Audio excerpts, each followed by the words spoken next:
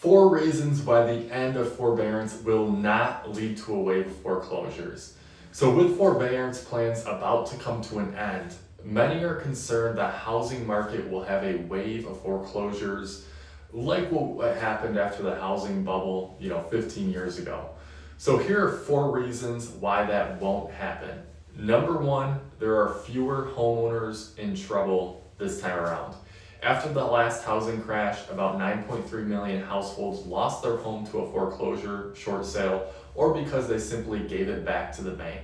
As stay-at-home orders were issued early this last year, the overwhelming fear was the pandemic would decimate the housing industry in a similar way. Many experts projected that 30% of all mortgage holders would enter the forbearance program, and only 8.5% actually did, and that number is now down to 3.5%. As of last Friday, the total number of mortgages still in forbearance stood at 1.8 million. That's definitely a large number, but not close to the 9.3 million. Number 2, most of the 1.8 million in forbearance have enough equity to sell their home. Of that 1.8 million of homeowners currently in forbearance, 87% have at least 10% equity in their homes. The 10% equity number is important because it enables homeowners to sell their houses and pay the related expenses instead of facing the hit on their credit that a foreclosure or short sale would create.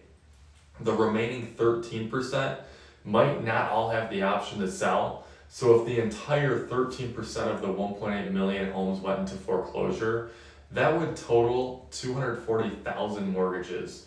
So to give that number some context, here are the annual foreclosure numbers of the last 3 years leading up to the pandemic. 2017, 314,000, 2018, 280,000, and 2019, 277,000. The probable number of foreclosures coming out of the forbearance program is nowhere near the number of foreclosures coming out of the housing crash 15 years ago. The number does, however, draw a similar comparison to the 3 years prior to the pandemic. Number 3, the current market can absorb any listings coming to the market. So when foreclosures hit in 2008, there was an excess supply of homes for sale. The situation is exactly the opposite today. See, in 2008, there was a 9-month supply of listings for sale. Today, that number at most areas is less than a month of inventory on the market. In number 4, those in power will do whatever is necessary to prevent a wave of foreclosures. Just last Friday, the White House released a fact sheet explaining how homeowners with government-backed mortgages will be given further options to enable them to keep their homes when exiting forbearance.